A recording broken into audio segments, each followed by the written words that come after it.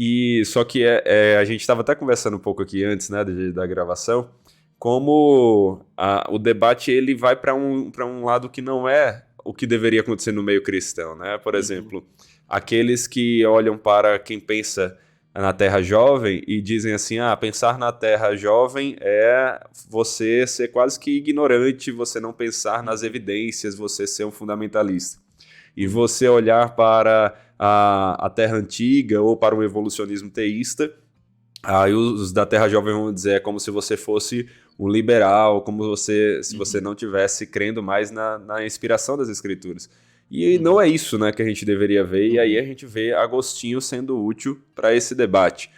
Qual é essa importância tão grande que Agostinho vai dar à humildade, e quais lições dele em relação à humildade que vão ser úteis para esse debate, para a gente não cair nesses extremos assim? So, eu acho que o primeiro ponto é entender que Agostinho gasta mais de 20 anos nesse processo de confecção do seu comentário de Gênesis, né? Porque ele começa com um comentário que tem uma tendência mais alegórica, que é inclusive uma resposta aos maniqueus do seu tempo, ao maniqueísmo do seu tempo, que o influenciou antes dele se tornar cristão, antes dele conhecer a Cristo, com Seria 32 bom aqui, anos. Thiago, só a Aham, gente falar um pouco mais do que é o maniqueísmo para o pessoal. joia.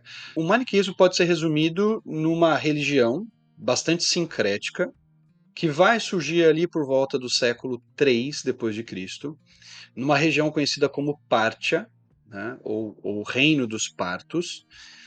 E você tem o profeta principal dessa religião, né, Mani, dando nome a ela, por assim dizer, ele é o último grande profeta dentro da perspectiva maniqueísta, e compreende que o mundo ele é fruto de um conflito entre dois grandes poderes, por assim dizer, o poder das trevas, que se manifesta de modo material, e o poder da luz, da bondade, que é puramente espiritual. E a ideia Um básica é dualismo que aí platônico praticamente também, né? é um dualismo, né? E é um dualismo que vai trabalhar com a ideia de que cada vez mais o mundo da luz foi se retirando, né? E o mundo das trevas foi se manifestando por meio da matéria, que vai Sim, de encontro a esse dualismo grego, por assim dizer, né? Como sim, você mencionou aí, que é o dualismo de que vê matéria má, espírito bom e, e dois poderes concorrentes, dois poderes relativamente equilibrados nesse processo, né? Você não tem uma vitória da sim, luz sobre as trevas, né? Então nessa sim. mistura toda assim, os maniqueístas interagiram também com cristianismo, judaísmo, fizeram uma verdadeira salada de frutas e Agostinho vai responder por meio do seu comentário, mostrando. E aqui a gente tem alguns insights interessantes nessa Saur. Por exemplo, um dos pontos de Agostinho, quando ele vai discutir a questão de Gênesis 1 a 3, é mostrar a bondade da criação. Esse é um tema que às vezes a gente esquece quando vai debater, Verdade. e a gente pode ficar preso simplesmente a discutir se os dias eram de 24 horas ou não. Como se essa fosse uma Aham. questão central no debate, não é. Né? Então Agostinho vai dizer, olha, o importante é que Deus cria todas as coisas boas, né? No final ele vai avaliar tudo como muito bom, e isso deve gerar em nós louvor e gratidão por tudo que ele faz, quando a gente olha para a natureza. Agostinho, ele chega a falar, por exemplo, sobre a beleza nos vermes, nos insetos, nos animais rastejantes, né? Ele vai tem um ponto do comentário já mais para frente, que é o comentário literal, em que ele fala sobre a interação da mosca e da lagartixa, né? E que a beleza Rapaz. a gente estava Ele fala que a beleza na barata também, porque minha esposa ia discordar bastante dele assim, mas só pra você sabe saber. que você sabe que a minha esposa tem horror à lagartixa, né? Ah, E, é? e, Olha aí. e a gente está aqui no Pará, né? Então uma coisa que mais tem por Aham. aqui é lagartixa. Mas Agostinho vai Aham. falar, até nesse processo, né, da cadeia de alimentar, né, em que a mosca é Aham. comida pela lagartixa, a lagartixa é comida pela cobra, assim por diante, Agostinho vai falar, ele vai falar de uma beleza inferior, mas que Aham. não deixa de ser beleza, e que não é Interessante. má em si mesma, ela é a expressão da bondade e da beleza de Deus. Só que se a gente se atém apenas à mosca, Eu lembro de situações em que eu tô lá, querendo matar uma das moscas que entrou na minha casa e está atrapalhando o nosso almoço, né? E E lá depois naquela raquetezinha assim. e depois exatamente, aquela raquete elétrica, né? Exato. E aí, às vezes eu falo maldita mosca, né? Que entrou aqui e está atrapalhando o nosso Aham. almoço. Mas a perspectiva de Agostinho não poderia falar maldita mosca, né? Porque ela tem um papel dentro do todo, né? Isso que é interessante. Agostinho fala, às Sim, vezes a gente está preso a um ponto só da criação, mas a gente tem que ver que aquele ponto faz parte de um todo. E nesse todo sim, existe beleza. Então, eu acho que sim. Agostinho nos ajuda a pensar isso e a mostrar que esse debate é um debate longo. Não dá para a gente gastar 40 minutinhos estudando e achar que nós já temos uma posição fechada para entrar no debate e expressar convicções.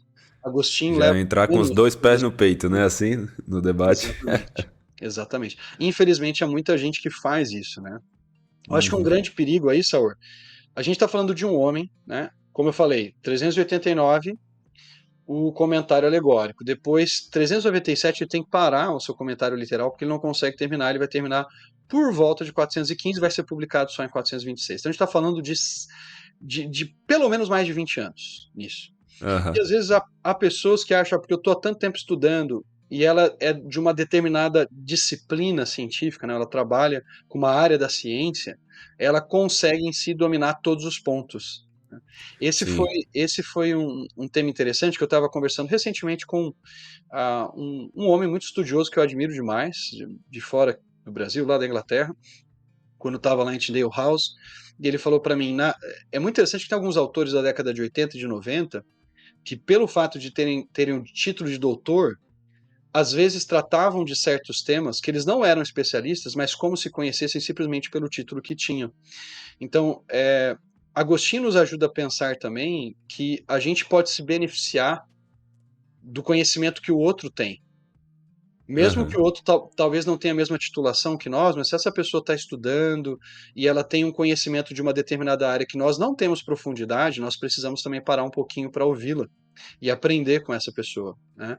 Então, é muito interessante. Eu acho que biblistas podem se beneficiar daquilo que cientistas estão discutindo e os cientistas, da mesma forma, devem ouvir, né? Olha, questões de exegese aí no texto, questões que são centrais da exegese para poder, para se beneficiarem nesse processo de estudo, de pesquisa e de debate, né? Então, acho que o primeiro ponto aqui é humildade. Eu posso ler um trechinho que eu achei muito interessante que o Com Gavin Ortman certeza. cita aqui, quando Maravilha. Agostinho finalmente conclui o seu projeto Comentário Literal de Gênesis.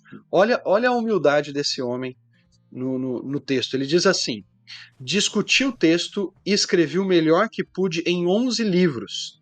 Afirmei e defendi o que me pareceu certo.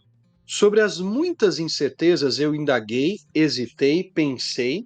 Deixa eu continuar aqui. Opiniões diferentes. Não para prescrever a ninguém o que deva pensar acerca de pontos obscuros, mas sim para mostrar que estamos dispostos a ser instruídos quando tivermos dúvidas sobre o significado e a desestimular o leitor de fazer afirmações precipitadas onde não conseguimos estabelecer bases sólidas para uma decisão definitiva. Então, o que Agostinho diria para nós, para cada um de nós, é mais humildade, meu filho, mais humildade, porque eu passei aqui esse tempo todo e ainda tenho muitas perguntas, tenho muitas questões e estou aberto para aprender e entender melhor o texto.